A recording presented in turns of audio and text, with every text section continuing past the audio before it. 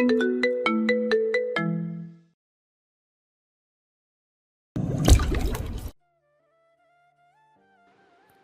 মানিব্যাগটা আনতে ভুলে গিয়েছে। আমাকে 100 টাকা আর নিজের ফোন নাম্বারটা কেউ দিন, আমি বাসায় পৌঁছে ফোনে টাকা পাঠিয়ে দেব। অগ্রিম ধন্যবাদ। সেদিন অবশ্য জায়দানের রিকশার প্রয়োজন পড়েনি। তার সেন্টার স্কুলের প্রধান শিক্ষকের গাড়ি তাকে হাসপাতালে নিয়ে যায়। সঙ্গে ছিল একজন শিক্ষক এবং দুজন ছেলে, যাদের দলের হুড়াহুড়িতেই জায়দানের ধাক্কাটা লেগেছিল। তবে হাসপাতালে গিয়ে সবাই বুঝলো তাদের কোনো সাহায্যের দরকারই ছিল না। জায়দান একাই ডাক্তারের সাথে দেখা করলো, সবকিছু বলল। যখন মাথায় দুটো সেলাই পড়লো তখন একদম শান্ত হয়ে চুপচাপ বসে রইল। সামান্যতম বেদনাও ফুটে ওঠেনি তার চেহারায়। নিজেই প্রেসক্রিপশন এবং ওষুধ সংগ্রহ করে সবকিছু বুঝে নিল। বাকিরা দাঁড়িয়ে দাঁড়িয়ে দেখলো শুধু। ছেলেটা স্বয়ংসম্পূর্ণ নাকি আদতে একা, বুঝে উঠতে পারেনি কেউ। সাল 2016। আজ জায়দানের লন্ডনের ফ্লাইট। বুয়েট থেকে গ্র্যাজুয়েট হয়ে সে এমএসসির জন্য ভর্তি হয়েছে ইউনিভার্সিটি অফ লন্ডনে। বাংলাদেশে এটাই শেষ সময়।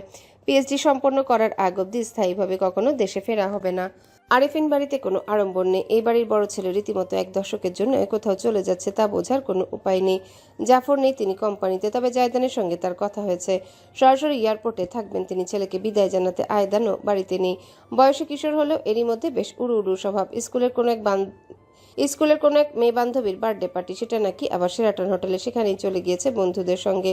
কেউ তাকে জিজ্ঞাসা করে দেখেনি যে ওই পার্টিতে যাচ্ছে, সেটার নিশ্চয়তা কোথায়।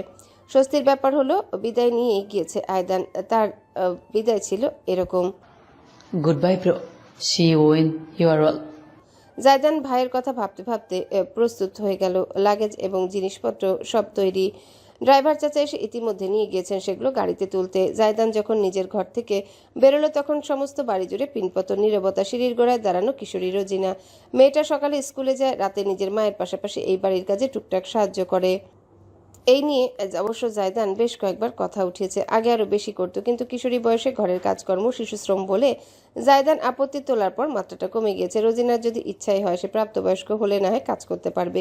রোজিনাকে দেখে জায়দান থামলো। মেয়েটার চোখ কেন ছলছল করছে সে বুঝতে পারল না। কাঁদছো কেন? রোজিনা হাতের উল্টো পিঠে চোখ মুছে নিয়ে বলল, ভাইজান, আপনি চলে যাইতেছেন, ঘরটা একদম খালি হয়ে যাবে। আপনি আবার কবে আসবেন ভাইজান? জায়দান অবাক না হয়ে পারল না। তার অস্তিত্ব কেউ কামনা করে, বিষয়টা প্রথম তার জন্যে। আমার থাকা না থাকে কি আসে যায়? আসে যায় ভাইজান। আমাকে অঙ্ক পড়াইব কে? টিচার ঠিক করেই তো দিয়েছে। টিচার তো টিচারই, টিচার তো আর ভাই হয় না। কিশোরীর দিকে চেয়ে জায়দান কিছুই বোধ করলো না। তবুও করা উচিত বিধা একটা হাত বাড়িয়ে রোজিনার মাথায় রেখে বলল, 10টা বছর চোখের পলকে কেটে যাবে, তুমি কিশোরী থেকে রমণী হবে। ভালোভাবে পড়াশোনা করো। আম্মু, আয়দান, আব্বু আর নিজের মায়েরও খেয়াল রেখো মেয়ে, কেমন? রোজিনা কান্নার কারণে আর কিছু উচ্চারণ করতে পারল না, শুধু মাথা দোলালো। জায়দান নিজের হাত ঘড়ির দিকে তাকে অতঃপর খানিক উদাসী হয়ে অন্দরমহলে প্রবেশপথ দেখল। রোজিনা বুঝতে পেরে জানালো। জায়দান মাথা দুলিয়ে নিঃশব্দে এগুলো অন্দরমহলে।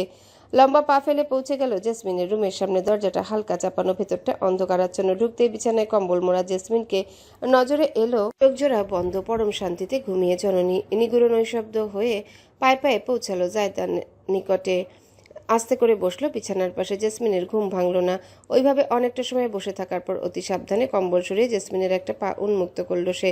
নিজের হাতে যত্ন নিয়ে ছুঁয়ে দিল ত্বক। অতি মুগ্ধতায় তুলতুলে নরম পায়ের পাতায় চেয়ে ঝুঁকে নিজের ঠোঁটে ছোট্ট এক সম্মানে চুমু এঁকে দিল সে। জন্মদাত্রীর পদতলে বিড়বিড় করলো, মায়ের পায়ের নিচে সন্তানের বেহেশত, এই বেহেশতে একদিন আমার হোক।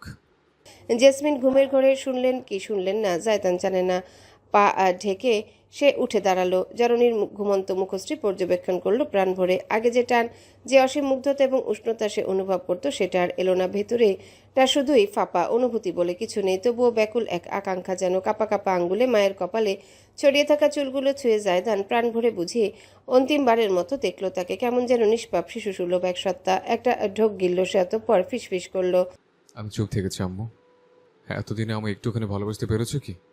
জায়দান জবাব পেল না, সেই আশাও করল না। উঠে পড়ল। মায়ের মুখটা অত্যন্ত মনোযোগ দিয়ে খুঁটিয়ে খুঁটিয়ে দেখে নিয়ে সে উল্টো ঘুরল। যেমন নিঃশব্দে এসেছিল তেমন নিঃশব্দে বেরিয়ে গেল ঘর থেকে। বর্তমান। সাবিন ঘুমিয়ে পড়েছে কিছুক্ষণ আগে। ধরিত্রীতে রাত নেমে এসেছে। জায়দান নীরবে একটা আরাম কেদারায় বসে এতক্ষণ যাবৎ একটা বই পড়ছিল। সেটা বন্ধ করে দিয়ে উঠে এলো সে। এবার কেমন যেন অতিরিক্ত ক্লান্ত লাগছে। চোখ থেকে চশমা খুলে টেবিলে রাখলো, অতঃপর বিছানার কাছে সরে এলো। পরম শান্তিতে ঘুমিয়ে তার ভালোবাসার মানুষটা, এমন এক ভালোবাসা যে ভালোবাসাকে আগলে রাখতে পারেনি জায়দান। মায়ের ভালোবাসার কাঙাল হয়ে সে বিসর্জন দিয়েছিল স্ত্রীর ভালোবাসা, কিন্তু দিন শেষে সে পেয়েছে শুধুই শূন্যতা। আগেও একলা ছিল, আজও তাই আছে। সাবিনের উপর ঝুঁকে এলো সে, অত্যন্ত দরদ নিয়ে এসে দেখলো মানুষটাকে কাটাছেঁড়া হয়েছে এদিক সেদিক। বুকে বিঁধল তা তীরের মতন, সহ্য করতে পারল না তার অন্তর। নুয়ে একে একে সে সাবিনের মুখ জুড়ে ছড়িয়ে থাকা প্রতিটা অস্থায়ী দাগে নিজের ঠোঁটের আদর বুলিয়ে দিল, যেন এই দাগগুলোই সাবিনের করা প্রতিটা ভুল, যা অতি যত্ন নিয়ে নিজের স্নেহে একটু একটু করে মিটিয়ে ফেলছে জায়দান। বেশ অনেকটা সময় পর থামল সে। ওষুধের প্রভাবে গভীর নিদ্রায় আচ্ছন্ন সাবিন। বাদামি নয়নজোড়া কিসের তাড়নায় যেন সামান্য কেঁপে উঠল। তোমার মতন করে কেউ কোনোদিন আমায় আগলে রাখেনি মাই ওয়াইফ। ফিসফিস করল জায়দান। সন্নিকটে এসে সাবিনের কপালে গাঢ় চুম্বন ছুঁয়ে অস্ফুট স্বরে বলল, তুমি আমার ভেতর লোভ জাগ্রত করেছ। আমি যে বুঝে গেছি লোভের কি স্বাদ। এই অপরাধের শাস্তির স্বরূপ আমার সারাটা জীবন তোমার হয়ে যাক। মায়ের পায়ের নিচের বেহিস্তের আশা আর করি না। আমার এখন তোমার ভালোবাসার বেহিস্ত চাই। আমাকে করুণা করে হলে একটুখানি আদর দেবে তুমি, তাই না? আমি জানি তুমি দেবে, my pretty little crazy wife. Sabin শুনল না। ঘুমিয়ে পড়লে ভূমিকম্প ছাড়া তাকে জাগানোর উপায় নেই, জানা আছে জায়দানের। আর সময় ক্ষেপণ করল না সে। ধীরে ধীরে নিজের পরনে শার্ট খুলে নিল। ভেতরে হাত ছাড়া সাদা ট্যাঙ্ক টপ আছে, ওটা পরে সে বিছানায় উঠে এলো। যদিও কেবিনের কাউচের ব্যবস্থা আছে, চাইলে সেখানে ঘুমিয়ে থাকা যায়, তবুও জায়দান বিছানাটাই পছন্দ করলো। আস্তে করে একপাশে শুয়ে ধীরে ধীরে কম্বলের ভিতর ঢুকে সাবিনকে বাহু ডোরে আগলে নিল সে। সাবিন ঘুমের ঘোরে গুঙিয়ে উঠে বিড়াল ছানার মতো তার প্রশস্ত বুকে মুখ গুজে ফেলল। যখন জায়দান চোখ বুঝলো তখন টের পেল বহুদিন বাদে তার বুকটা কেমন ভরা ভরা লাগছে।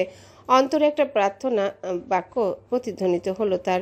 আল্লাহ, তুমি আমার সব নিয়ে নাও, এইটুকু মাত্র আবেগটাকে আমার জন্য ছেড়ে দাও। সাবিনের সাথে আজ জায়দান থাকছে বিধায় বাসায় চলে এসেছে মীরা। ইতিমধ্যে নিজের জিনিসপত্র নিয়ে আসতে শুরু করেছে সে আগের বাসায়। আবারও ভরে উঠেছে একটা সময় ফাঁকা ফেলে যাও মীরার রুমটা। সাবিন ফিরে যখন দেখবে তখন তার চাইতে খুশি দুটো মানুষ হবে না। মীরা খুব ভালো মতোই জানে সকল কাজ শেষ করে উঠতে উঠতে অনেক রাত হয়ে গেল। কোনো মতে ঘুমানোর আগে দুটো ভাত যখন সে মুখে দিচ্ছিল তখনই কলিং বেলের আওয়াজ।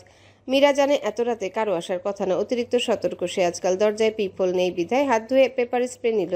অপর হাতে একটা ধারালো ছুরি নিজের পেছনে লুকিয়ে হেঁটে গেল। বড় করে দম নিয়ে অবশেষে সে সাহস করে দরজা খুলেই দিল। ওপাশের মানুষটা মীরাকে ভূত দেখার চাইতেও অধিক চমকিত করলো। দাঁতে দাঁত চেপে গেল। মে আই কাম ইন, মেরা? দরজার ওপাশে দাঁড়ানো আয়দান আরেফিন এতটা মৃদু আছে উচ্চারণ করলো যে মীরা তার কণ্ঠস্বরটুকু শুনতেই পেল না। হাতের ভেতর ছুরিখানা এখনো শক্তভাবে পাকড়াও করে রেখেছে মীরা।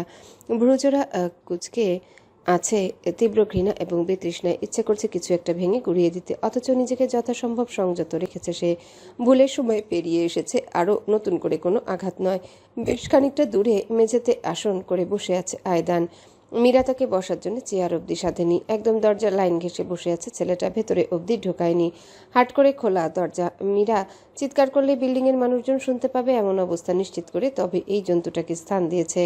আয়দান একদম চুপ করে বসে আছে। তার সুদর্শন তরুণ মুখটা কেমন যেন ভেঙে এসেছে মনে হলো। চোখ জোড়া উন্মত্ত, অবয়বে যত্নের অভাব, মাথার চারিপাশে ব্যান্ডেজ বাঁধা। সাবিনের সঙ্গে ছেলেটা নিজেও কম বিপদে পড়েনি মীরা জানে। অবশেষে অস্বস্তিকর নীরবতা ভাঙল আয়দান। নিজের কোলের দিকে চেয়েই বলে উঠল, আমি জানি এখন এসব বলার হয়তো কোনো অর্থ হয় না, তবু বলছে আমি দুঃখিত মীরা। মীরার ভীষণ হাসি পেয়ে গেল। ছুরির হাতলে আরও শক্তভাবে চেপে বসলো তার হাতের আঙ্গুল। বিষয়টা খেয়াল করলো আয়দান। তুমি আমাকে যে অস্বস্তি দিতে চাও দিতে পারো, আমি সবকিছু মাথা পেতে নিতে প্রস্তুত। প্রয়োজনে আমাকে মামলা দাও, আমি নিজের সকল দায় স্বীকার করে আত্মসমর্পণ করব, জেল খাটব, তবু বলছি আমাকে মাফ করে দাও। ভ্রু উঁচু হলো মীরার। সে কিঞ্চিত অবাক হলো। এমন অহংকারী এক ছেলে এভাবে নিজের দায় স্বীকার করে নিবে অবলীলায়, সেটা বিস্ময়কর বটে। তবে সেই রাতের দগদগে স্মৃতি তাকে একটুও নরম হতে দিল না, বরং আয়দানের প্রত্যেকটা কথা তার বুকে জ্বলন্ত নিভু নিভু আগ্রাসনের আগুনকে রূপান্তর করলো দাবানলে। বা একা এক হাসি ফুটল রমণীর ঠোঁটে। তাই বুঝি জেল খাটবে তুমি? মজা লাগলো বেশ। আরো বলো, শুনতে ভালো লাগছে। আর কি কি করতে পারো তুমি? মুখটা চুপসে এলো আয়দানের। সে বুঝতে পারছে এই রমণী পাথরে পরিণত হয়েছে। কোনো দিক দিয়ে তাকে আর ভোলানো সম্ভব না। তাই সে নয়ন তুলে তাকালো। লুকোচুরির দৃষ্টি গিয়ে পড়ল রমণীর টানা হরিণী নেত্রে। থমকে গেল আয়দানের হৃদস্পন্দন। মোচড় দিয়ে উঠল ভেতরের সবকিছুই। এই নারীকে সে কিভাবে ধোকা দিতে পেরেছিল? ওই মায়াবী চোখ জোড়া আজও দুঃস্বপ্ন হয়ে তাড়া করে বেড়ায় তাকে রাত বিরাতে। মীরা, আমি মজা করছি না। বুকের ভেতরটা ফেটে যাচ্ছে, বিশ্বাস করো।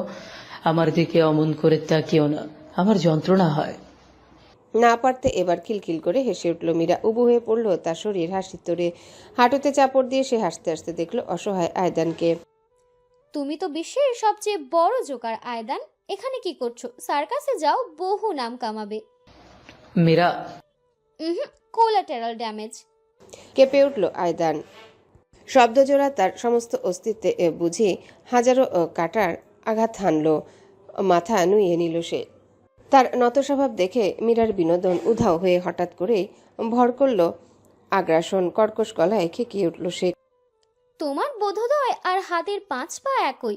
লোলুপ পুরুষেরা কখনো পরিবর্তন হতে পারে না। আজ ক্ষমা চাইতে চাইতে মরে যাচ্ছ, কিন্তু 2 দিন পরে এই খোলস পাল্টে আগের রূপ দেখিয়ে দেবে। তোমাদের মতন পুরুষদের জন্য পৃথিবীতে বেশ্যাগিরি শুরু হয়েছিল। তোমার কত বড় বুকের পাঠা আমি শুধু ভাবছি।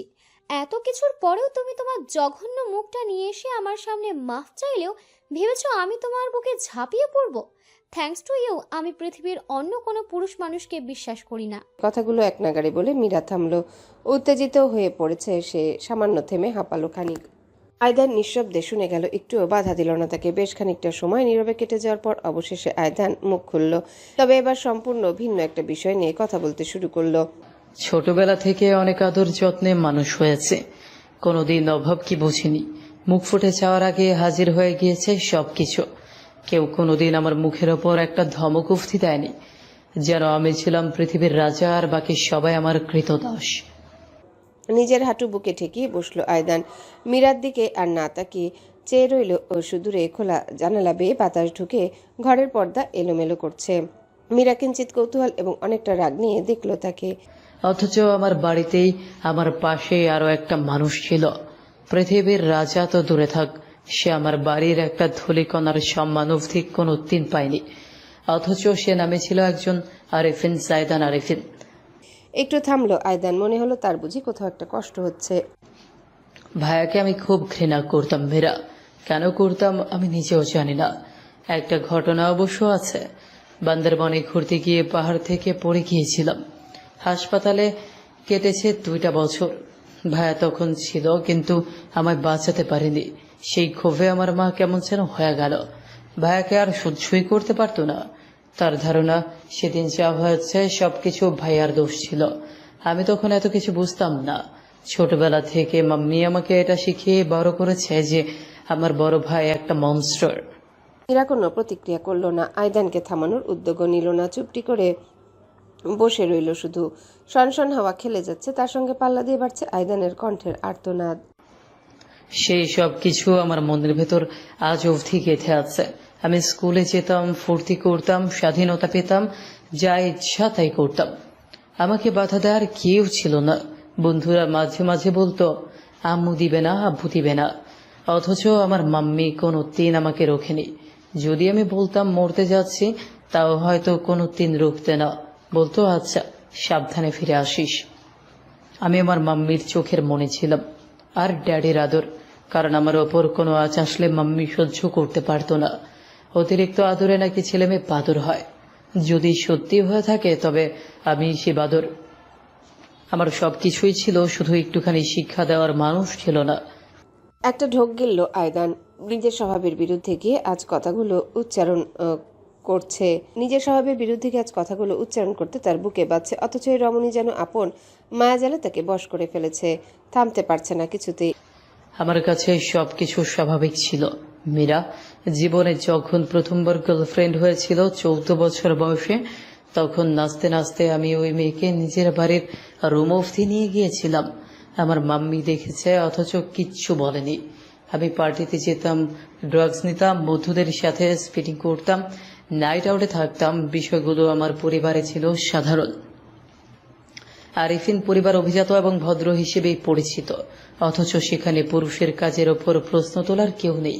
আমি কি করছে না করছে একান্তই আমার ব্যক্তিগত বিষয়। পুরুষ মানুষ নাকি তরুণ বয়সে একটু আড্ডু অমন করেই থাকে। এমন কথা শুনে আমি কিভাবে বুঝতাম যে এসব কিছু আসলে অস্বাভাবিক?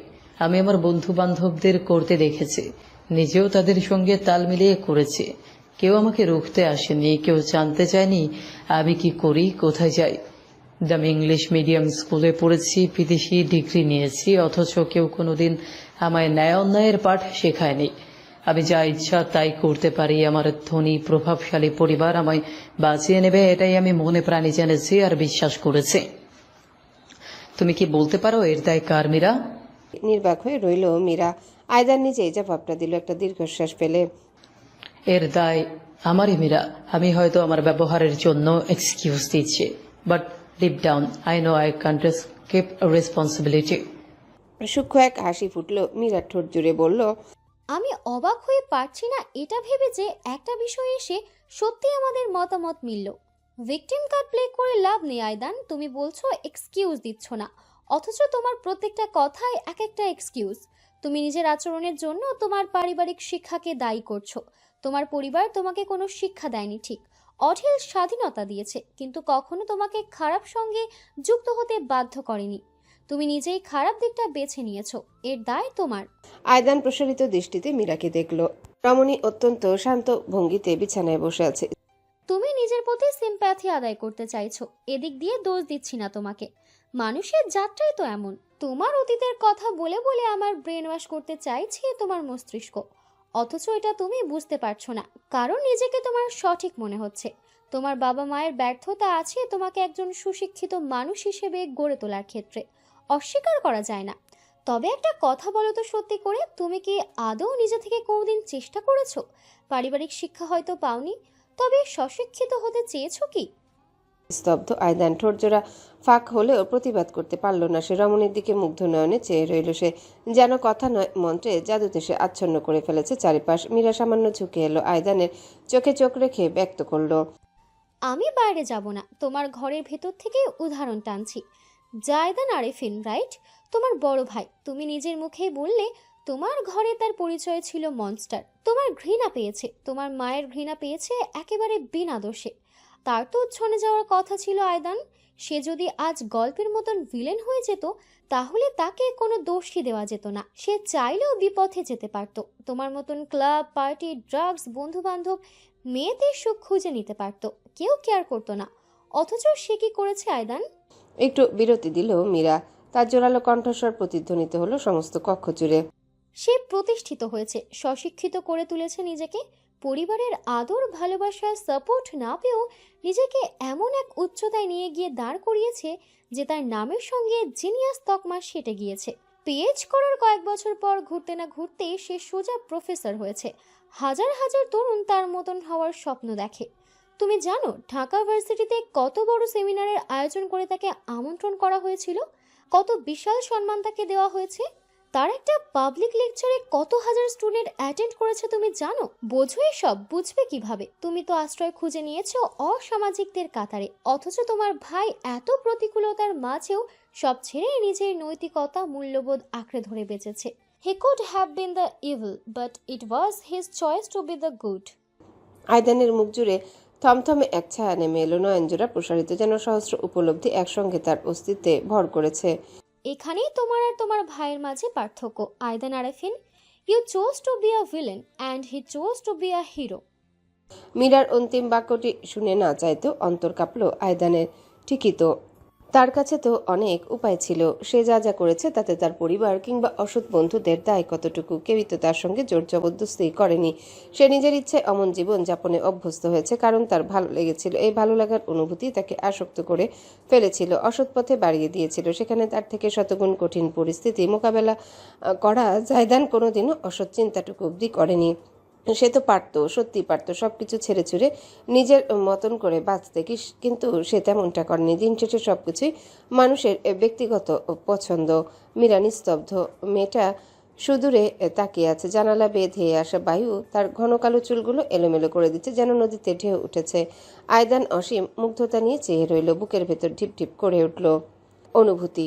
আজ অনেক উপলব্ধি হচ্ছে তার। নতুন করে এক মায়া তাকে গ্রাস করে ফেলল সম্পূর্ণ। অন্তরাত্মা চেঁচিয়ে উঠল, তুই প্রেমে পড়েছিস আয়দান, সত্যিকারের বিশুদ্ধ প্রেম। চোখ জ্বালা করলো। নিজের কর্মফল এবং পরিণতির কথা ভেবে কেমন অশ্রুপাত হতে ইচ্ছা করলো। অথচ আয়দান নিজেকে সামলে নিল। সে নিজে যে পথ বেছে নিয়েছে সেই পথে চলার ভারটুকু তাকেই গ্রহণ করতে হবে। মেঝে থেকে উঠে দাঁড়ালো আয়দান।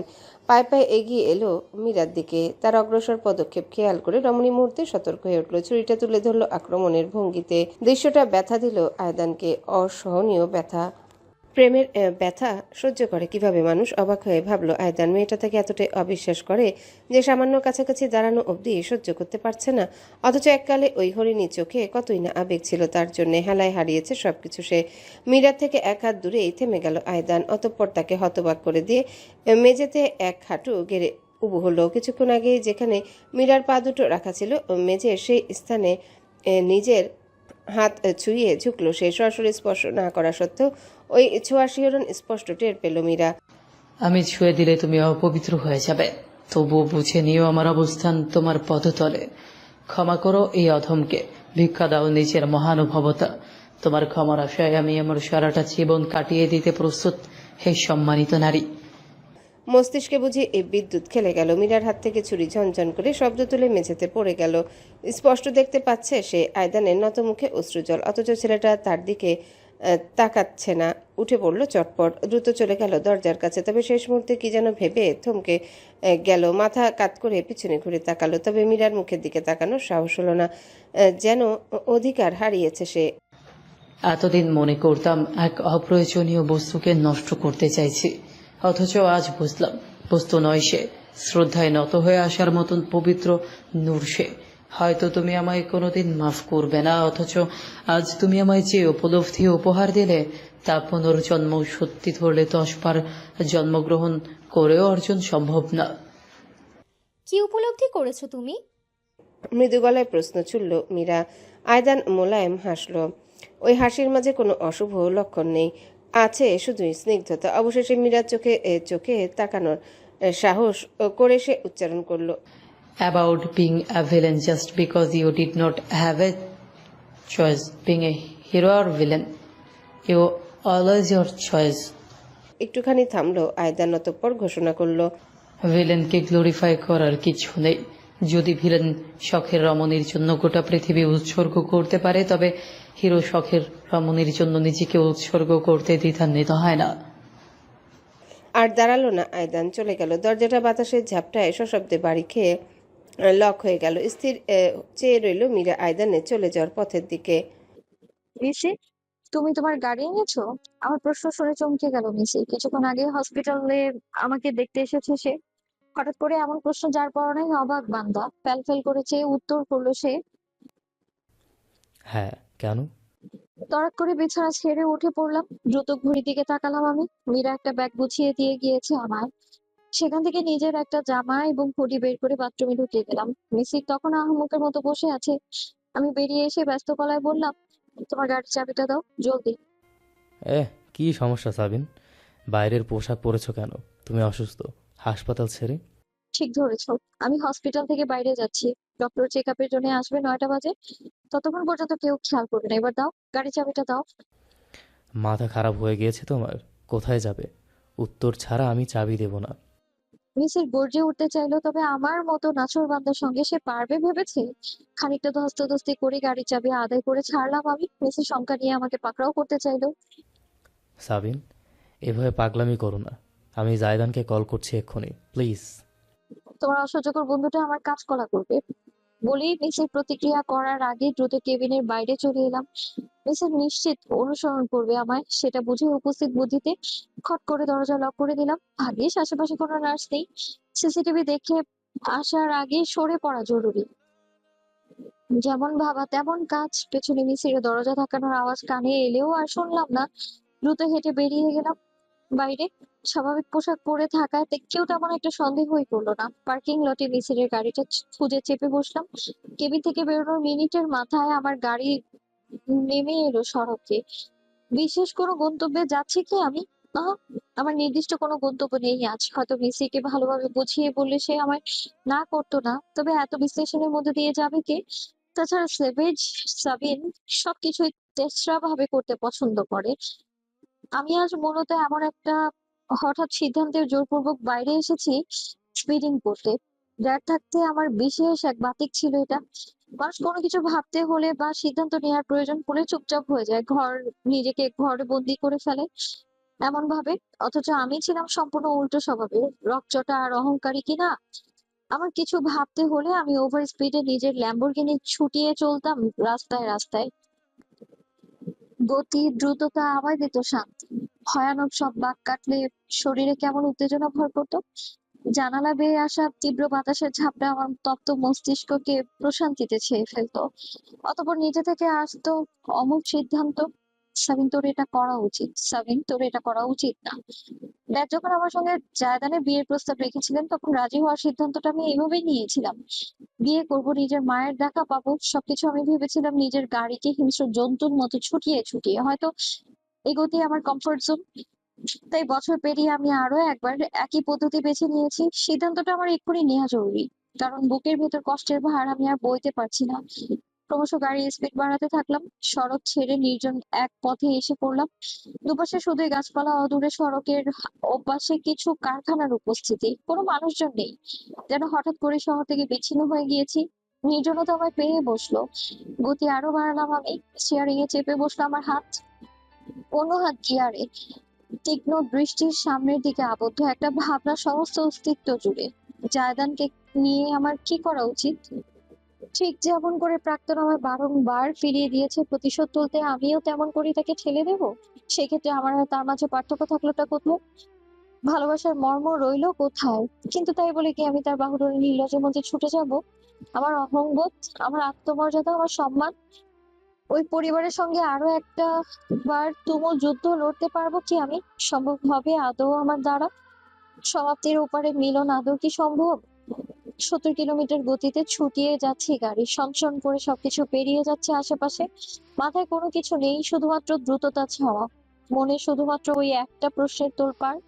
ভয়ানক সব বাঁক কাটিয়ে যখন এগোলাম তখন একেবারে হঠাৎ করেই মেঘের ভেতর থেকে চমকে ওঠা বিদ্যুতের মতো আবির্ভূত হলো একটি ছায়া। রিভারভিউ মিররে প্রতিফলিত ডুকাটি বাইকের প্রতিচ্ছবি। তীব্র গতিতে বায়ু ঘূর্ণি তুলে ছুটে আসছে হরিণকে তাড়া করা বাঘের মতো ক্ষিপ্র জন্তু যেন। অবাক হয়ে গেলাম, বাইকটা কয়েক সেকেন্ডের ভেতর আমার গাড়ির পাশাপাশি এসে পড়লো। হেলমেটের ওপাশ থেকে আমার দিকে সুগভীর ধারালো দৃষ্টি নিক্ষেপ করলো নিগুড় বাদামি জহরত জোড়া। কোনো চশমা নেই বিধায় সেই দৃষ্টির পারদ সকল দুর্বলতাকে ছাড়িয়ে গেল।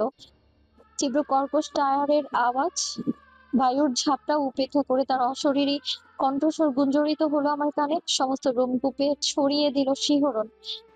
You think you can run from me, wife of doctor Zaydan Arifin? বাকরুদ্ধ হয়ে গেলাম, বুকের ভেতর তড়িৎ খেলে গেল বুঝি। স্টিয়ারিং রীতিমতো খামচে ধরলাম আমি, মাথা কাত করে পাল্টা চেঁচিয়ে উঠলাম। জায়দান বাইক নিয়ে আমার পাশাপাশি চলছে সমানে সমানে। সন্নিকটে সরে এলো সে বিপজ্জনক ভাবে। গাড়িটা সামান্য কেঁপে উঠলো আমার। তড়িঘড়ি করে সামনে তাকালাম। গাড়ি থামাও সাবিন। কেন? তোমার কথা আমি কেন শুনবো? তুমি আমার আব্বু লাগো? শয়তানি করে বললাম আমিও। এত সহজে এই বান্দার জালে ধরা দিয়ে ফেললে সাবিন হুসেইনের মান সম্মান তো থাকবে না। জায়দান যে ভীষণ ক্ষেপেছে সেটা বোঝাই গেল তার পরবর্তী কথায়। বাতাস কেটে ভেসে এলো তার হুঙ্কার। গাড়ি থামাও Sabin. I said stop the fucking car right now. ব্যাস, ট্রিগার চেপে দিয়েছে আমার লোকটা। নাক ফুলিয়ে গিয়ার ধরলাম। অ্যাক্সিলারেটর চাপতেই তরতর করে বেড়ে গেল গাড়ির গতি। পিছিয়ে গেল জায়দান আমার থেকে, কাছ থেকে। বাঁকা হাসি হাসলাম রিয়ার ভিউ মিররে তাকিয়ে। কেমন লাগে এখন আরিফিনের বাচ্চা? জায়দানও আজ নাছোড় বান্দা। সে হয়তো ভেবেছে আমি কোথাও পালিয়ে যাচ্ছি, তাই এমন ডেসপারেট রূপ। বেশ ভালোই লাগছে একে না যাতে। সড়ক ধরে আমরা দুজন যেন একে অপরের সঙ্গে রেসে নেমেছি। কখনো এগিয়ে যাচ্ছে জায়দানের বাইক, আবার কখনো আমার গাড়ি। এর মাঝে জায়দান খুব কাছাকাছি এসে পড়লো। পরনের জ্যাকেট ভীষণ বাতাসে উড়ছে। মুখ হেলমেটে ঢাকা না থাকলে এই গতিতে কখনোই শ্বাস নিতে পারতো না ঠিক মতো। আমার সাথে পারবে না তুমি? হাহ, ছেড়ে দাও। চিৎকারি মারলাম আমি, বনবন করে স্টিয়ারিং ঘুরিয়ে বাঁক কাটলাম। জায়দানের বাইক পিছিয়ে পড়ে পরক্ষণেই আবার এগিয়ে এলো, এতটাই কাছে যে আমি ভড়কে গেলাম। এক হাতে বাইকের হ্যান্ডেল চেপে অত্যন্ত বিপজ্জনক ভাবে অপর হাতটি বাড়িয়ে আমার গাড়ির খোলা জানালা আঁকড়ে ধরলো জায়দান। তাকালো আমার দিকে সরাসরি। ক্ষণিকের জন্য মুখ ঘুরিয়ে আমিও তাকালাম। ওই বাদামি চোখের মাঝে ভাষা টলটলে তাড়না আমায় হতবিহ্বল করে দিল। গোটা জগৎটা আমায় ছেড়ে দিয়েছে, কিন্তু তুমি ছেড়ে গেলে আমি যে সইতে পারবো না মাই ওয়াইফ। বাক্যটা স্পষ্ট তো শুনতে পাওয়ার সঙ্গে সঙ্গেই কানে এলো ভয়ানক এক হর্নের আওয়াজ। চকিতে সামনে তাকিয়ে দেখলাম বিপরীত দিক থেকে ছুটে আসছে একটা ট্রাক। কয়েক সেকেন্ডের মাথায় কি হলো বুঝলামই না, প্রচন্ড জোরে স্টিয়ারিং ঘোরালাম। গাড়ি একপাশে বেঁকে কেটে গেল। জায়দানের বাইক টলে উঠলো শুধু। ওইটুকুই দেখা সম্ভব হলো আমার পক্ষে। ট্রাক হর্ন বাজাতে বাজাতে তীব্র বেগে ছুটে গেল। ড্রাইভার যে নেশা করে চালাচ্ছে স্পষ্ট বুঝলাম। ভয়ানক হেল দোলে আমার জগৎটা বুঝি থমকে গেল, তার সঙ্গে গাড়িটাও সড়কের একপাশে এসে থেমে গেল ব্রেক কষে। সিট বেল্টের টান খেলাম, অথচ অন্তরটা ফাঁপা। অজান্তেই গলা চিরে চিৎকার বেরিয়ে এলো আমার, জায়দান! উন্মাদের মতো সিট বেল্ট খুলে লাফিয়ে নামলাম আমি গাড়ির বাইরে। আমার রীতিমতো উড়ে যাওয়া প্রাণ পাখিটা ফিরে এলো অদূরে সড়কের ভিন্ন পাশে জায়দানের বাইকটা দেখে। অন্তিম মুহূর্তে সরে যেতে পেরেছে সে। বাইক থামিয়ে পেছনে চেয়ে ছুটে যাওয়া ট্রাকটাকে মনে মনে মন্ত্রপুত অভিশাপ দিচ্ছে বোধ হয়। নিজেকে রুখতে পারলাম না, ছুটে গেলাম ঊর্ধ্বশ্বাসে। Psycho man! গর্জে উঠলাম ভীষণ ক্রোধে। জায়দান সবে বাইক থেকে নেমে দাঁড়িয়েছে, আমি মুহূর্তেই ঝাঁপিয়ে পড়লাম তার উপর। প্রস্তুত বাহুডোর আমার বেঁধে ফেললো নিজের সঙ্গে। আমি পালাচ্ছিলাম না, ক্রন্দনরত কণ্ঠে বলে উঠতেই এক ঝটকায় নিজের হেলমেট খুলে ফেললো জায়দান। অতঃপর অবিশ্বাস্য দ্রুততায় আমার ঠেলে ফেললো বাইকের অয়েল ট্যাঙ্কারের উপর। ধাতব স্পর্শ পিঠে ঠেকতে শিউরে উঠলাম, অথচ আমি কোনো প্রতিক্রিয়া করার আগে জায়দানের ঠোঁটজোড়া আসছে পড়লো আমার উষ্ঠে। সাগরে ফুলে ফেঁপে ওঠা সুনামি যেন। জমে গেলাম খানিকটা সময়ের জন্য, অথচ পাল্টা সায় না জানিয়ে পারলো না আমার অন্তর। আঁকড়ে ধরলাম তার পিঠ, জ্যাকেট মুঠ করে ধরলো আমার দুহাত। জায়দানের ঠোঁট তীব্র গতিতে বুঝি আমার অধরের মাঝে থেকে শুষে নিচ্ছে নিজের দেহের ভেতরের সকল শক্তিকে। এক হাতে আমার চুল মুঠো করে পাকিয়ে ধরেছে সে, অপর হাতে আঁকড়ে ধরে আমার চিবুক। পাগলের ন্যায় আচরণ, উন্মাদ অনুভূতি তার বিনিময়, যেন জনম জনমের ক্ষুধার্ত কোনো পশু হামলে পড়েছে আমার উপর। মাথাটা ভন ভন করে ঘুরছে ভালোবাসার তীব্রতায়। এতটা শক্তিশালী কারো চাহিদা হয়? দাঁতের মাঝে আমার ঠোঁট কামড়ে টেনে ধরে জায়দান গভীর কণ্ঠে ফিসফিস করলো, পালেবার কোথায়? তুমি যে মৃত্যুর ওপারও আমায় অপেক্ষমান পাবে বউ আমার। ঝমঝমিয়ে বৃষ্টি নেমেছে। গাড়ির কাছে ছিটকে পড়ছে বৃষ্টি ফোঁটা। বেশ মোহনীয় এক সঙ্গীতের সৃষ্টি করেছে তা। সাই সাই করে ক্ষণে ক্ষণে সড়ক বেয়ে ছুটে যাচ্ছে যানবাহন। সবকিছু থেকে আড়ালে সড়কের একদম এক পাশে থেমে থাকা গাড়ির ভেতর থেকে বৃষ্টি ভেজা দৃশ্যগুলো দেখাচ্ছে স্বপ্নের ন্যায়। ভীষণ উষ্ণতায় ছেয়ে আছে আমার সমস্ত অস্তিত্ব। শরীর লেপটে আছে পুরুষালী এক সুগঠিত শরীরের সঙ্গে। দুজনেই বৃষ্টিতে খানিকটা ভিজে গিয়েছি। খোলা রাস্তায় বাইকের কাছে দাঁড়ানো অসম্ভব ছিল। কখন যে গাড়ি অব্দি চলে এলাম ঘোরের মধ্যে টেরই পাইনি। ঠোঁট জুড়ে শুধুই ভালোবাসা, মানুষের ঠোঁটের স্বাদ, সমস্ত শরীর জুড়ে তার হাতের বেহায়া স্পর্শ আমায় পাগল করে দিচ্ছে জানি। নিষিদ্ধ বস্তুর প্রতি মানুষের আকর্ষণটা তীব্র হয়। আমি না পারছি তাকে দূরে ঠেলতে, আর না পারছি নিজেকে থামাতে। গাড়ির সিটে শুয়ে আছি আমি, আমার উপর ঝুঁকে আছে জায়দান। গাড়ির ভেতরটা বেশ চাপা। লম্বা হওয়ার দরুন এই স্থানটুকু জায়দানের জন্য ভীষণ সংকীর্ণ। সামান্য একটু নড়লেও বুঝি গাড়ি সমেত গোটা জগৎটা কেঁপে উঠছে। অথচ তার কোনো পরোয়া নেই, সে মজে আছে আমাতে। আমার পরনের পোশাকের উপর দিয়ে কোমর চেপে গিয়েছে তার। তার হাত ছোটজোড়া ব্যস্ত আমার ভেতর থেকে সবটুকু মায়া নিংড়ে নিতে। নিঃশ্বাস প্রশ্বাস নেয়ার সুযোগটুকু অব্দি নেই, দিচ্ছে না সে আমায়। যেন একটুখানি বিরতি দিলেই মুহূর্তটি শেষ হয়ে যাবে। না পারতে নিচের ঠোঁটে কামড় বসাতেই সামান্য গুঙিয়ে ওঠে জায়দান। আমার ঠোঁট ছেড়ে দিল, তৎক্ষণাৎ মুখ ডোবালো আমার গলায়। তার তপ্ত কোমল ঠোঁট আমার ত্বক জুড়ে উত্তপ্ত ছাপ ফেলে গেল। কেঁপে উঠলাম, খামচে ধরলাম জায়দানের পিঠ। জায়দান! কল মি হানি। ফিসফিস করে আমার বুকের উপরে বিউটি বোনের উপর মুখম এক কামড় বসিয়ে দিল সে। চাপা চিৎকার দিয়ে উঠলাম। উজ্জ্বল ত্বক লালচে হয়ে উঠলো কামড়ের দাগে। আধখোলা নয়ন মেলে দেখলাম সেই দৃশ্য। নিজের ত্বকে ফুটে উঠতে থাকা ভালোবাসার গাঢ় চিহ্ন। কাঁপুনি খেলে গেল সারা শরীর ছাপিয়ে অন্তর অব্দি। Please stop. জানান আমার হুডি কখন খুলেছে আমি নিজেও জানি না। এবার সে জামাটা খুলতে সবেমাত্র হাত বাড়িয়েছে, নামিয়ে দিচ্ছিল কাঁধ থেকে। অথচ আমার মুখ থেকে ওই কথাটুকু বেরোনোর সঙ্গে সঙ্গে সে থেমে গেল, নিজের স্পর্শ হটিয়ে নিয়ে হাঁটুর উপর ভর দিয়ে বসলো। ভীষণ হাঁপাচ্ছে সে। খানিকটা এলোমেলো হয়ে পড়া জ্যাকেট আর শার্টের আড়ালে ত্বক জুড়ে ঘামের ফোঁটা চিকচিক করছে তার। মুখটা লালচে হয়ে আছে। কিসের তাড়নায় তা বুঝতেই আমি লজ্জায় সংকুচিত হয়ে গেলাম। অজান্তেই দুহাত বুকের উপর চেপে উঠে বসে পড়লাম গাড়ির সিটে। আমার অবস্থা খেয়াল করে জায়দান জবরদস্তি করলো না, নিজেকে সামলে খানিকটা দূরে সরে বসলো আমাকে স্থান দিতে। অদ্ভুতরে এক নীরবতা নেমে এলো আমাদের মাঝে, শুধু ঝমঝম বর্ষণ ধ্বনি। অস্বস্তিকর এক অনুভূতি। গাড়ির ভেতরে এখন এতটাই গরম লাগছে যে কিছুক্ষণ বাদেই হাত বাড়িয়ে এসিটা অন করতে বাধ্য হলো জায়দান। নীরবে দেখলাম আমি সবকিছু। দীর্ঘ সময় বাদে অস্ফুট স্বরে মুখে খুললাম আমি, এসব ঠিক হচ্ছে না। জায়দান নিশ্চুপ। আমি নিজে থেকেই যুক্ত করলাম, আমাদের এভাবে কাছাকাছি আসাটা ঠিক হচ্ছে না। নিরুত্তর বান্দা। নিজের ভেতর থেকে কেমন যেন রাগ বেরিয়ে এলো। লজ্জায় নত হয়ে যাওয়া মুখে মিনমিন করলাম, তুমি অন্য কারো বাগদত্তা। জায়দান বোধহয় জাদু জানে। ইতিমধ্যে সে নিজের স্বাভাবিক রূপে ফিরে এসেছে। মাথা কাত করে অত্যন্ত প্রশান্ত দৃষ্টিতে সে আমায় দেখলো। খানিকটা সময় নিল, তারপর জানালো, আমি আরও আগে বিয়ে করছি না সাবিন। বিদ্যুৎ চমকায় নিয়ে, অথচ আমি ঠিকই চমকে উঠলাম। ঝট করে মাথা ঘুরিয়ে প্রসারিত দৃষ্টিতে দেখলাম প্রিয়তমকে। কেন? আমার অবুঝ প্রশ্নে জায়দান হাসলো বুঝি। কে জানে, এই লোকটাকে তো কোনোদিনও হাসতে দেখিনি ঠিক মতো। সুখে হাসলে তাকে এমন লাগে, তাও কেমন লাগে দেখতে সেটাও বলতে পারছি না আমি। আমার দিকে নিজের একটা হাত বাড়িয়ে গাল ছুঁয়ে দিল জায়দান। নির্লিপ্ত অথচ গভীর বাদামি সমুদ্র আমার পর্যবেক্ষণ করলো আপাদমস্তক। কারণটা দেখে আমি বর্তমানে তাকিয়ে আছি। খুশির জোয়ার খেলে গেল ভেতরে। ইচ্ছে হলো ঝাঁপিয়ে পড়ি ওই প্রস্তুত বুকের মাঝে। অথচ আমি পারলাম না। দগদগে স্মৃতিগুলো আমার শান্তি দিল না। অজান্তে খানিকটা দূরত্ব টেনে জানালার কাছে সিধিয়ে গেলাম আমি। অভিমানী কণ্ঠে বললাম, তুমি কি ভেবেছো মিষ্টি মিষ্টি কথা বলে চিড়ে ভিজে যাবে? তুমি আসলে ওই ওলোলে আলেওয়ালা টাইপ মেয়েই ডিজার্ভ করো। আর ও মিষ্টি, আর মিষ্টি তোমার একদমই সহ্য হয় না, right? You deserve her and she deserves you. Zaydan চুপ করে শুনে গেল আমার কথা, অভিযোগ পেশ করতে দিল। রাগী গলায় বলতে লাগলাম, আর একদম সাবিন সাবিন করবে না। আমি তোমার কেউ না, গট ইট? তোমার লজ্জা করে না এত কিছুর পরেও ওই থোবরাটা নিয়ে আমার পিছু নিয়ে ঘুরঘুর করতে? আর কয়েক বছর পেরোলেই বাচ্চা কাচ্চারা তোমাকে আঙ্কেল ডাকা শুরু করবে, আর তুমি এখন নির্লজ্জের মতো কাজ কারবার করে বেড়াচ্ছ। অসহ্য করি তোর লোক একটা।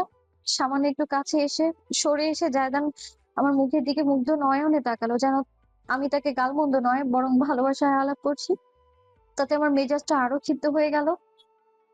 ওইভাবে মাতাল গরুর মতো তাকালে ভাবছো আমি আইসক্রিমের মতো গলে যাব? নেভার। তোমার 14 গোষ্ঠী সম্পর্কে আমার খুব ভালো অভিজ্ঞতা আছে। নতুন করে নিজের জীবনকে জাহান্নাম বানানোর ইচ্ছে আমার নেই। আমি তো সব ছেড়ে তোমার কাছে এসেছি, তবু এত অনীহা। হঠাৎ করে গম্ভীর গলায় বলে উঠো জায়দান। আমি সামান্য থমকালাম। আমার দিকে নিগুড় নয়নে চেয়ে আছে বাদামি জহরত জোড়া। জায়দান নিজের পুরাতন রূপ বরণ করলো। কেমন শীতলতা ঘিরে ধরলো তার অবয়বকে। গাড়ির এসি ঠান্ডায় প্রথমবারের মতো শিরশির করে উঠলো আমার শরীর। তবুও বলেছিলে আমার মতন পারফেক্ট মানুষেরা কেন তোমায় ভালোবাসে না। অথচ শুরু থেকে আমি কোনোদিন পারফেক্ট ছিলাম না। মানুষ কখনো পারফেক্ট হয় না সাবিন। দোষ, গুণ, ভুল, ত্রুটি সবারই থাকে। তুমি আমার সেদিন একটা কথা বলেছিলে, আমার মনে লেগেছিল খুব। আমরা মানুষেরা কেন অন্যের ভালোটাকে ভালোবাসলেও খারাপটাকে ভালোবাসি না। ভালো খারাপ মিলিয়েই তো ভালোবাসা। তবে আমাদের ভালোবাসা কি মানুষের প্রতি, নাকি শুধু তার গুণের প্রতি? নির্বাক হয়ে চেয়ে থাকলাম আমি। সদ্য এক দুই বাক্যে শেষ করা লোকটা আজ গড়গড় করে রীতিমতো ভাষণ দিচ্ছে। বিষয়টা যতটা না বিস্ময়কর, তার চাইতেও বড় বিস্ময়ের ব্যাপার তার অনুভূতির বহিঃপ্রকাশ। মুখটা পাথরে নেই, তাতে চাপা আবেগ আমি স্পষ্ট অনুভব করতে পারছি। সেদিন থেকেই আমার মনস্থির হয়ে গিয়েছিল। অথচ এই বোকা আমি তো উপলব্ধি করতে দেরি করে ফেলেছে যে তোমায় ছাড়া আমার চলবেই না। অনুভূতি সবসময় আমাকে ধাঁধায় ফেলে দেয়। নিজের একটা অনুভূতির অর্থ বুঝতে বুঝতে আমার যেন গোটা জনম বেরিয়ে গেছে। আমি তোমাকে তোমার দোষ, গুণ, ভুল, ভালো সব সময় তো ভালোবেসে ফেলেছি সাবিন।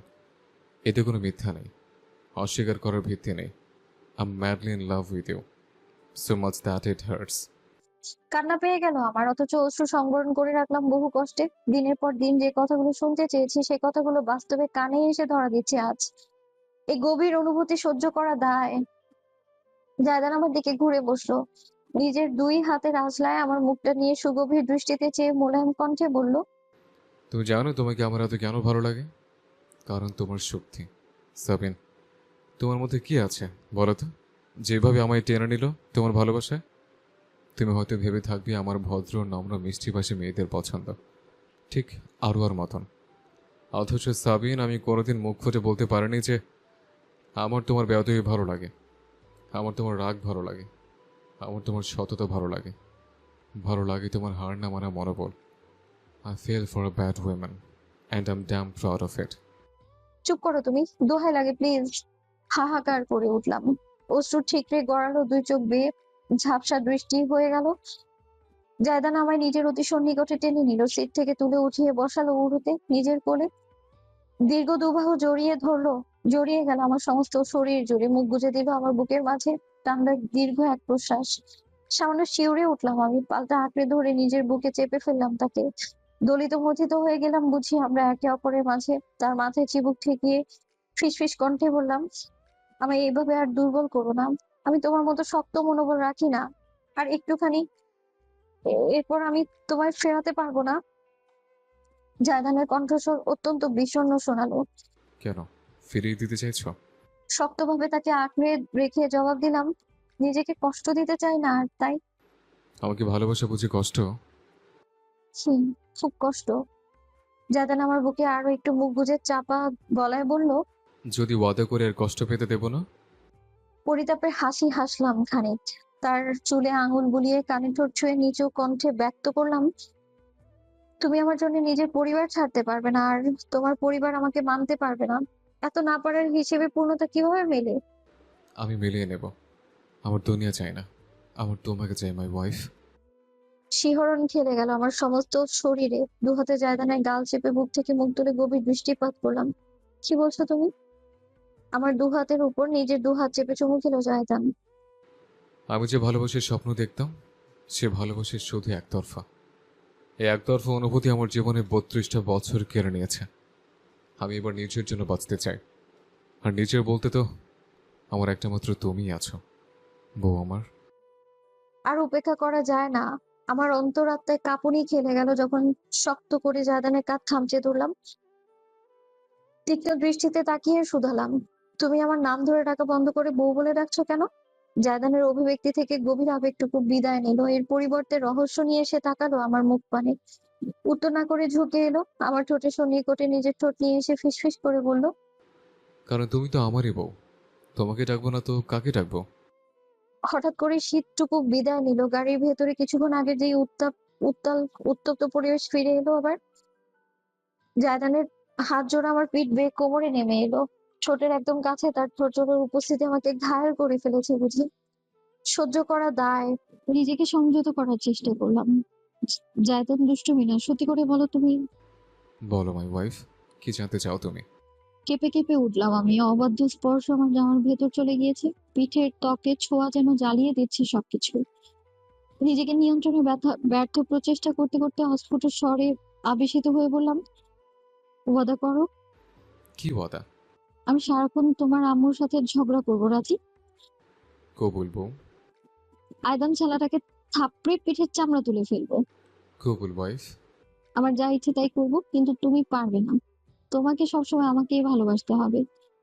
তিন কবুল মাই ওয়াইফ। নিজেকে রুখতে পারলাম না আর। আমার ঠোঁটজোড়া আছড়ে পড়লো জায়দানের ঠোঁটের উপর, সাড়া দিল প্রিয়তম ভীষণ ভাবে। এবার আর কোনো দ্বিধা নেই, আমার নীরব অনুমতি টের পাচ্ছে তার সমস্ত অস্তিত্ব। তার হাত জোড়া ক্রমশ আমার জামা টেনে উপরে তুলতে লাগলো। উন্মোচিত ত্বক শিরশির করে উঠলো, ঠান্ডায় নয়, উত্তেজনায়। জায়দানের পরনের শার্টের বোতাম খুলতে খুলতে মনে হয়ে বলতে লাগলাম, কিন্তু। আর কোনো কিন্তু নয় ওয়াইফ, তুমি আমার। আমি উদ্যোগ নেওয়ার আগেই নিজের শার্টটা খুলে গাড়ির কোথাও একটা ছুঁড়ে ফেললো জায়দান। গাড়ির মৃদু হলদেটে আলোয় তার সুগঠিত সুগঠিত শরীর উন্মুক্ত হতেই জমে গেলাম আমি। কাঁপা কাঁপা হাত ছুঁয়ে দিল তার বুক, অতঃপর চাপা কোমর এবং উদর। জায়দানের মাথা ঝুঁকে পড়লো সিটের উপর, আবেশিত গলায় গুঙিয়ে উঠলো সে। সেই আওয়াজ আমার মাঝে ভূকম্পন তুলে দিল। নখের আঁচড় গেঁথে গেল তার উন্মুক্ত পেশিবহুল কাঁধে। ঝুঁকে এসে তার উঁচু হয়ে থাকা অ্যাডামস অ্যাপেলের ঠোঁট ছুঁয়ে প্রগাঢ় চুম্বনীকে ফিসফিস করলাম, আমাদের ডিভোর্স। আমি সম্পূর্ণ উচ্চারণ অবধি করতে পারলাম না। এর আগে জায়দান আমার চুলের মুঠি খামচে ধরে ফেললো। এক ঝটকায় মুখ তুলে নিজের চোখের সঙ্গে দৃষ্টি মেলালো। হিংস্র ক্ষুধার্ত আকাঙ্ক্ষার দৃষ্টি আমায় নিঃশেষ করে ফেললো। আমি তোমাকে কোনোদিন তালাক বলেছি, মাই বেলাভেড ওয়াইফ? ওইখানেই আমার গোটা জগৎ চমকে গেল, জমে গেল আমার শরীর। নিষ্পলক চেয়ে রইলাম আমি জায়দানের নয়ন মাঝে। 2 বছর অতীত। উকিলের অফিসের কেবিনের জানালার সামনে নীরবে দাঁড়িয়ে আছে জায়দান। স্থির ফাঁপা দৃষ্টি আবদ্ধ বাইরের দিকে। কিছুক্ষণ আগেই তার জীবনের একটা অধ্যায় সমাপ্ত হয়েছে। তবে আদৌ হয়েছে কি? ডক্টর আরিফিন। উকিলের ডাকে হুঁশ ফিরল জায়দানের। মাথা কাত করে ঘুরে দেখলো মধ্যবয়স্ক লোকটা তার নিকটে এসে দাঁড়িয়েছে। কিছু মনে না করলে একটা কথা বলি। বলুন। উকিল খানিকটা সময় ইতস্তত করে অবশেষে বলেই ফেলল। আপনি আপনার স্ত্রীকে ডিভোর্স দেওয়ার পর তাকে তালাক বলবেন না? জায়দানের মুখটা শক্ত হয়ে গেল, দাঁতে দাঁত চেপে ফেলল সে। প্রথমটা ইচ্ছে হলো উত্তর করবে না, অথচ শেষমেশ করলো। ডিভোর্স তো হয়েছে, ওর নোটিশে নিজেই ব্যবস্থা করেছেন আপনি। হ্যাঁ, সেটা ঠিক, আইনিভাবে হয়েছে সবটাই, কিন্তু এই যে একটা খুঁতখুঁত ভাব তো থেকেই যায়। তাছাড়া আইনের মারপ্যাচ প্রচুর। আপনি মুখে তালাক না বললে, কাগজে না লিখলে আপনার এক্স ওয়াইফ কিন্তু পরবর্তীতে সেই ফাঁকফক্কর ব্যবহার করে নিজেকে ইসলামিকভাবে এখনও আপনার স্ত্রী হিসেবে দাবি করতে পারে। সেই ডিভোর্সকে এক তালাক গণ্য করতে পারে। যেহেতু আপনি মৌখিকভাবে তাকে রায়েন তালাক দেননি, আলেম ওলামাদের মধ্যেও এই নিয়ে কিন্তু মতভেদ আছে।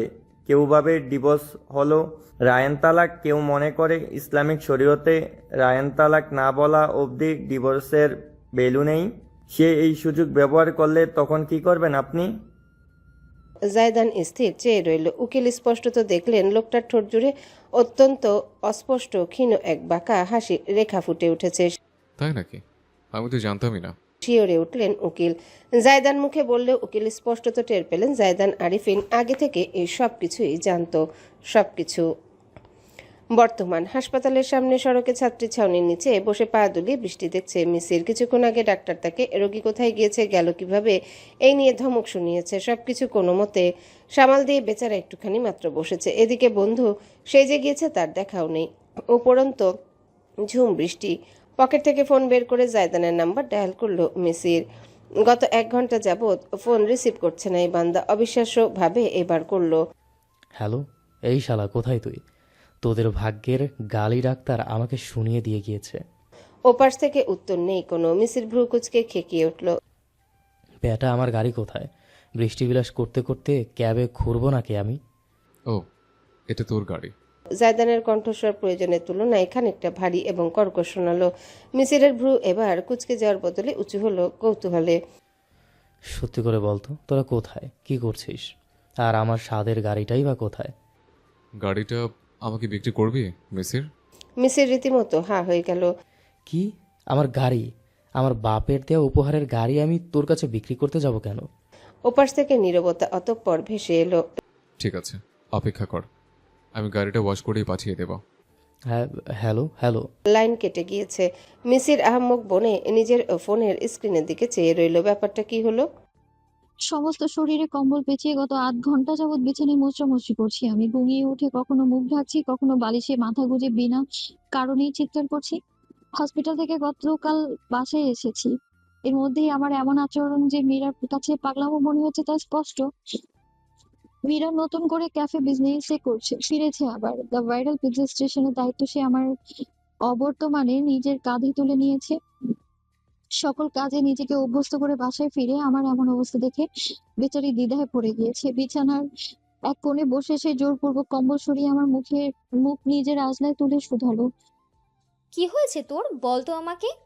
ঠোঁট ফুলিয়ে হতাশা এবং লজ্জায় গুঙিয়ে উঠল, কিছু হয়নি, যা। আমি এসে দেখছি তুই কই মাছের মতন ছটফট করছিস বিছানায়। ব্যথা হচ্ছে কোথাও? ও না। তবে পুনরায় কম্বল টানতে চাইলেও মীরা দিল না। অগত্যা উপান্তর না পেয়ে বান্ধবীর কোলে মুখ গুজে পড়ে থাকলাম। আমার মাথায় সান্ত্বনার হাত বুলিয়ে সে যখন 7-5 ভাবছে, তখন আমি মরছি নিজের জ্বালায়। এই মুখটা আমি ওই লোকটার সামনে দ্বিতীয়বার আনবো কি করে? কি জঘন্য, কি লজ্জাজনক স্মৃতি। ছি! সেদিন রাতে ঝমঝম বৃষ্টির শব্দ আজ মাদকীয় হয়ে উঠেছে। উত্তপ্ত ত্বক, উত্তেজিত শরীর, ভারী নিঃশ্বাস প্রশ্বাসের আওয়াজ যেন বৃষ্টিধ্বনির সঙ্গে সঙ্গত করেছে। আমাকে কোলে নিয়ে সামান্য নড়ে ওঠার চেষ্টা করতে জায়দানের মাথাটা ঠাস করে গাড়ির ছাদে গেঁথে গেল। আউচ! রেশা কেটে গিয়েছে এমন ভঙ্গিতে ফ্যালফ্যাল করে চেয়ে রইলাম আমি। স্বামী আমার 6 ফুট 3.5। স্বাভাবিকভাবে গাড়ির ভেতর তাকে সাবধানে নড়াচড়া করতে হয়। উপরন্তু এমন বৈদ্যুতিক মুহূর্তে সে নিজেকে না নিয়ন্ত্রণ করতে পারছে না পারছে রুখতে। তাকে নিজের মাথা ঘষতে দেখে আমি ফিসফিস করে হেসে বলে উঠলাম, আরেফিন টাওয়ার। খুব হাসি পাচ্ছে তোমার, তাই না? তোমার জন্য কোম্পানি স্পেশাল গাড়ি লঞ্চ করতে হবে, হাতির সাইজে। উপহাসের কথাটা শেষ করতে না করতে নিজেকে আবিষ্কার করলাম প্যাসেঞ্জার সিটের উপর শোয়া অবস্থায়। সমস্ত গাড়ি কাঁপিয়ে নড়ে চড়ে আমার উপর ঝুঁকে এলো জায়দান। নিজের সুদীর্ঘ হাত পা কিছুতেই সে মেলতে পারছে না, কখনো জানালা এগোতে খাচ্ছে তো আবার কখনো অন্য সিটের সঙ্গে। তবে সে বদ্ধপরিকর এই সংকীর্ণ স্থানেও নিজের খায়েশ মেটাতে। কাছ থেকে কোথাও তীব্র হর্ন বাজিয়ে একটা বাস ছুটে এলো। আমিও কেঁপে উঠলাম। জ- জায়দান, আমরা রাস্তায়। গাড়ির জানলায় 70% টেন্ট আছে, কেউ দেখবে না। ফিসফিস করে ঝুঁকে এসে পুনরায় আমার ঠোঁটের দখল নিল সে। আমার হাত বয়ে চললো তার উন্মুক্ত পিঠ জুড়ে। নখের আঁচড় কাটতে লাগলো প্রিয় খাতায় পেন্সিলের দাগ দেওয়ার মতো করে। শিশিয়ে উঠে আমার কোমর আঁকড়ে ধরলো জায়দান। পরক্ষণেই উঠে বসে নিজের প্যান্টের বেল্টের দিকে হাত বাড়ালো। অতি দ্রুত একটানে সেটা খুলে ফেললো ড্রাইভিং সিটে। এমন দৃশ্যে লজ্জায় কুঁকড়ে গেলাম আমি। আমার ত্বক লালচে হয়ে উঠলো। ঘামের ফোঁটা চিকচিক করছে উন্মুক্ত বুকের উপরাংশ জুড়ে। ভারী নিঃশ্বাস ফেলতে ফেলতে ঘোলাটে দৃষ্টিতে বান্দাকে দেখলাম। কি হতে যাচ্ছে? জায়দান ঝুঁকে এলো আবারও। একদিকে এদিক সেদিক গোত্তা খেলো তার শরীর। কেঁপে কেঁপে উঠলো গাড়িটা, যেন বাউন্সিং ম্যাটে উঠেছি আমরা। দৃশ্যটা বাইরে থেকে কেমন লাগতে পারে সেটা ভেবেই আমার মাথাটা চক্কর দিয়ে উঠলো। আমি সাথে করে কিছু আনিনি। ফিসফিস করলো সে আমার কানে। কিসের কথা বলছে আমি বুঝতে পারছি না। বুঝতে পারছি নাকি পারছি না সেটা আমি নিজেও জানি না। তার ঠোঁটের স্পর্শ আমার বুক পেরিয়ে নেমে গিয়েছে উদর অব্দি। পরনের জামা খানিকটা উপরে তুলে উদর জুড়ে সে খেলিয়ে দিচ্ছে ভালোবাসার ঢেউ। শিউরে উঠলাম আমি, ঠোঁট কামড়ে ধরলাম দাঁতে। গাড়ির দোলনের সঙ্গে পাল্লা দিয়ে বাড়লো আমার মাথার চক্কর। শরীর গুলিয়ে উঠলো আমার একেবারে হঠাৎ করেই। যাদা নিজের ঘোরেই আছে। আমার ঘাড়ে নিজের প্রশস্ত হাত চেপে শরীরটা তুলে ধরে সে গলায় মুখ ডোবালো। পরক্ষণে অতি যত্ন নিয়ে আমায় স্পর্শ করতে শুধালো, my wife, can I make love to you right now? অতঃপর যা হলো অত্যন্ত লজ্জাজনক। নিজেও বুঝলাম না কি হলো। আমার শরীর কেঁপে কেঁপে উঠতো বমির তাড়নায়। জায়দার ঘাড়ে মুখ গুজেছিলাম। সবটা কোথায় গিয়ে পড়লো তা আর বলার অপেক্ষা রাখে না। যতক্ষণে সঙ্গীত ফিরে পেয়ে হাঁপাচ্ছি ততক্ষণে সবকিছু ভেসে যাচ্ছে আমার শরীরের অপরিপাকৃত খাদ্যে। গাড়ির অতি মৃদু হলদেটে আলোয় দেখলাম জায়দান ঘায়ে বসে আছে। তার বুক বেয়ে উরু গড়িয়ে গাড়ির সিট অব্দি ছড়িয়ে গিয়েছে সবকিছু। ড্যাব ড্যাব করে চেয়ে আছে সে আমার দিকে, খানিকটা বিস্মিত তবে অভিব্যক্তি স্বাভাবিক। তাতে কোনো ঘৃণা কিংবা অভিব্যক্তির লেশ অব্দি নেই। বরং আমার ঘাড়ে জোরালো ভাবে সে হাত রাখলো নিজের। নিয়ন্ত্রণে আনলো আমার কাঁপুনি। যেই যেন এইমাত্র আমি বমি করে তার গা ভাসিয়ে দিইনি এমন এক নির্বিকার অথচ বিচলিত কণ্ঠে জিজ্ঞেস করলো, খারাপ লাগছে কোথাও? হঠাৎ বমি হলো যে? লজ্জা সংকোচ নিজের প্রতি ভয়ানক রাগে চোখ ঠিকরে আমার অশ্রু বেরিয়ে গেল। মীরার হাতে বিরিয়ানি পেয়ে 1 প্লেট বেশি খেয়ে ফেলেছি। কড়া ঔষধ, ঘুমের গাড়ির দুলুনি আর তুমি। ওয়া! মুখ গুজে দিতে চাইলাম স্বামীর বুকে, লুকিয়ে পড়তে চাইলাম অথচ সেই অবস্থাও রাখিনি। পুরোটাই লেপটালেপটি অবস্থা। ছি! আবার বমি পেয়ে গেল আমার। জায়দান আমার চুলগুলো খানিকটা মুঠি পাকিয়ে ধরলো যেন হেলে না পড়ি। আরো বমি করবে? বাইরে যাওয়ার জন্য মুখ চেপে ধরে দরজার দিকে হাত বাড়ালাম, কিন্তু সময় পেলাম না। আরো এক বেগে নুয়ে পড়লাম। বিসর্জন দিলাম সবটা ওই লোকের কোলের উপর। অথচ জায়দান সরলো না, বরং আমাকে আগলে রাখলো। পিঠে হাত বোলাতে বোলাতে সাহস দিল, it's okay, it's okay my wife, let it out, I am here. আমি যতক্ষণ আর শান্ত হলাম জায়দান ততক্ষণ আমায় ধরে বসে থাকলো। যখন শরীর ঠিকঠাক হলো, গাড়ির বক্সে রাখা পানির বোতল থেকে পানি নিয়ে আমায় কুলি করিয়ে পান করিয়ে সে গাড়ি থেকে নেমে গেল। গাড়ির অবস্থা দেখার মতো নেই আর। রংধনুতে ডুবিয়ে দিয়েছি আমি কিনা। আমি ভেতরে বসতেও পারলাম না, বাইরে বেরিয়ে হেলান দিয়ে দাঁড়ালাম। জায়দান নিজের জ্যাকেট আমার গায়ে ছড়িয়ে দিল। খেয়াল করলাম ঝমঝম বৃষ্টির ফায়দা হিসেবে বান্দা ইতিমধ্যে নিজের শরীর পরিষ্কার করে ফেলেছে। এবার ছুঁড়ে ফেলা শার্টটা বৃষ্টিতে ভিজিয়ে সে ছুটে গেল ব্যাক সিটে। ভেতরটা কোনো রকম পরিষ্কার করলো। আমি বাইরে দাঁড়িয়ে দাঁড়িয়ে আহাম্মকের মতো শুধু দেখেই গেলাম অপরাধী ভঙ্গিতে। জায়দান যখন কোমর সোজা করে দাঁড়িয়েছে তখনই তার ফোনটা বেজে উঠলো। অদূর থেকে দেখলাম রিসিভ করে বলছে সে। অপেক্ষা কর, আমি গাড়িটা ওয়াশ করিয়ে পাঠিয়ে দেবো। অট্ট হাসিতে ভর কাঁপিয়ে ফ্লোরে গড়াগড়ি খাচ্ছে মীরা। বিছানায় শুয়োপোকার মতো কম্বল পেঁচিয়ে বসে ভ্রু কুঁচকে অত্যন্ত বিরক্ত ভরে নাটক দেখছি আমি। হাসতে হাসতে পেট চেপে ধরেছে বান্ধবী। দাঁতগুলো ইচ্ছে করছে হাতুড়ি দিয়ে ভেঙে দিই আমি। সাহাবিন সাহাবিন রে, তুই সেরা। তুই জায়দান ভাইয়ের গায়ে বমি করে দিয়েছিস, সিরিয়াসলি? সব তোর বিরিয়ানির দোষ। গর্জে উঠলাম আমি। বালিশে মুখ গুজে হাত পা ছুটতে লাগলাম বাচ্চাদের মতো। অবশ্য মীরাকে আমি বিশ্লেষণ কাটছাট করে বলেছি বমির অংশটাই বেচারির মনে ধরেছে। হাসতে হাসতে চোখ থেকে পানি গড়িয়ে পড়েছে মীরার। সেটা মুছে হামাগুড়ি দিয়ে ফ্লোর থেকে বিছানায় উঠে এলো সে। আমার কম্বল টেনে উবু হয়ে থাকা কচ্ছপের মতো পিঠে চাপড় দিয়ে আরেক দফা শাকচুন্নি মার্কা হাসি হেসে মীরা বলল, জায়দান ভাইয়ের জায়গায় আমি হলে তোকে আর একবার নতুন করে ডিভোর্স দিতাম। যে খচ্চর তাই। সাহাবিন, বমি। আজ থেকে তোর নাম বঙ্কিম চন্দ্র স্যাভেজ সাগর। মীরা সিগারেটের বাচ্চা চুপ কর। ক্রোধে হুঙ্কার ছুড়ে মীরা মুখ চেপে ধরলাম আমি। ঠিক তখনই ডিং ডং কলিং বেলের আওয়াজ। জমে গেলাম আমি। মীরা তখন খ্যাক খ্যাক করে হাসছে। দরজা খোল তুই, ভুলেও আমাকে ডাকবি না একদম। বলেই কম্বল মুড়ি দিয়ে আছড়ে পড়লাম বালিশের ভেতর। মীরা মাথা ঝাঁকিয়ে ম্রিয়মাণ হাসি নিয়ে উঠে গেল। পায়ের শব্দটাই শুনলাম শুধু। অতঃপর দরজা খোলার আওয়াজ, কোনো কথাবার্তা বা অন্য কিছু শুনলাম না। পায়ের আওয়াজও এলো না আর। তবু বিনা কারণে কাঁপতে লাগলাম কম্বলের ভেতরেও। কেন যেন সমস্ত মুখ আমার টলটলে লাল হয়ে উঠেছে বুঝলাম না। পিনপতন নীরবতা। একসময় সন্দেহ হলো কম্বল সরিয়ে দেখবো নাকি ওই সিগারেটের বাচ্চাটা করছেটা কি, কিন্তু সাহস করতে পারলাম না। ঢোক গিলে যখন নিজের চিন্তায় ডুবে আছি তখনই সজোরে এক টানে নিজের উপর থেকে কম্বল সরে যেতে অনুভব করলাম। প্রতিক্রিয়া হিসেবে কাঁচো কাঁচো মুখ তুলে কৌতূহল আর চমক নিয়ে তাকালাম। রুমের উজ্জ্বল আলোয় দৃশ্যমান হলো সুদর্শন মুখটি। সুদর্শন সে শুধুমাত্র আমার কাছেই। গাঢ় সবুজ এবং কালোর চেক স্যুট পরনে, গলায় ঝুলছে কালো টাই, চুল পরিপাটি, চোখে রিমলেস চশমা, ঠোঁটে কোমলতার ছোঁয়া। ভার্সিটি থেকে এসেছে সন্দেহ নেই। মোহনীয় বাদামি দৃষ্টি মেলে আমায় অতি স্বাদ নিয়ে বুঝিয়ে দেখলো স্বামীর চোখ জোড়া। খানিকটা ঝুঁকে এলো জায়দান। আমার লজ্জায় লাল টুকটুকে মুখটি নিজের হাতে সযত্নে তুলে কপালের ঠোঁটের আদর দিয়ে সে বলল, get ready my wife, I am taking you home. The viral pizza স্টেশনের ব্যবসা চলছে রমরমিয়ে। শুধুমাত্র ভাইরালের দমে নয়, বরং নিজেদের খাবারের গুণ মান স্বাদের কারণে ধীরে ধীরে ব্র্যান্ডে পরিণত হয়েছে প্রতিষ্ঠানটি। আজকাল আয়দানের বেশিরভাগ সময় কাটে সাবিনের ক্যাফের সামনে। সকাল থেকে সন্ধ্যা অবধি সে এই স্থানে ঘুরঘুর করে। কখনো কাস্টমারদের আনাগোনা দেখে, কখনো বা সাহস করে কাছে গিয়ে উকি দিয়ে ভেতরে দৃশ্য পর্যবেক্ষণের চেষ্টা করে। ভাগ্যে থাকলে কখনো মীরার দেখা পায় সে। কাজে ব্যস্ত কাউন্টারের পিছনে সুদর্শনার মোহনীয় রূপ আয়দানকে বারংবার সম্মোহিত করে। ঠিক তেমনি অন্তর ভাঙে নিদারুণ এক যন্ত্রণা। এই রমণী আর কখনো তার হবে না। আজও তেমনটাই করছে আয়দান। সন্ধ্যা পেরিয়ে রাত হয়েছে। মীরা কিছুক্ষণ আগে ক্যাফেতে এসেছে। দূর থেকে সালোয়ার কামিজ পরনে অপসরীকে দেখেছে সে এক ঝলক। ওইটুকুই বা কম কিসে। রাস্তার অপর প্রান্ত ফুটপাথের উপর একটা কঙ্কর নিয়ে খেলা করছে সে। মনে শান্তি নেই, চোখে ঘুম নেই। রাতে দুই চোখ বুঝলেই অসহনীয় দুঃস্বপ্ন তাকে তাড়া করে বেড়ায়।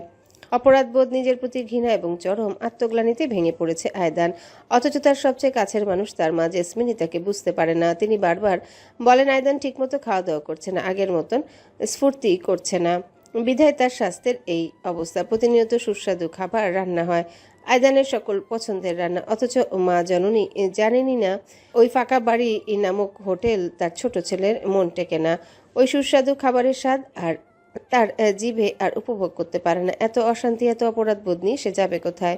হতাশায় অতি জোরে কঙ্করে লাথি দিতে সেটি গড়িয়ে গিয়ে থামলো একজোড়া পায়ের সামনে। আয়দান মুখ তুলে দেখল অদরে দণ্ডায়মান এক মধ্যবয়স্ক নারী। পরিপাটি শাড়ি পরনে, কপালে বড় একটা লাল টিপ এবং সিঁথিতে গাঢ় করে টানা সিঁদুরের রেখা। মুখটা কেমন যেন স্নিগ্ধ। কিছু মানুষের মধ্যে বুঝি জন্মগত মামা ভাব থেকে। মহিলাকে কেন যেন আয়দানের তেমনই মনে হলো। কঙ্করটাও তার পায়ের কাছে গিয়ে থেমেছে। মহিলা খেয়াল করেনি, দাঁড়িয়ে চেয়ে আছে রাস্তার দিকে। বোধহয় গাড়ি বা রিকশার অপেক্ষায় আছে। আয়দান পায়ে পায়ে এগিয়ে গেল, মহিলার পাশে দাঁড়িয়ে তাকালো রাস্তার দিকে। বুকের ভেতর কেমন যেন ঢিপ ঢিপ করছে তার। মাঝে মধ্যে চেনা মানুষের থেকে বুঝি অচেনা মানুষই বেশি আপন হয়ে ওঠে। অচেনা মানুষের কাছে নিজের অপরাধ স্বীকার সহজ।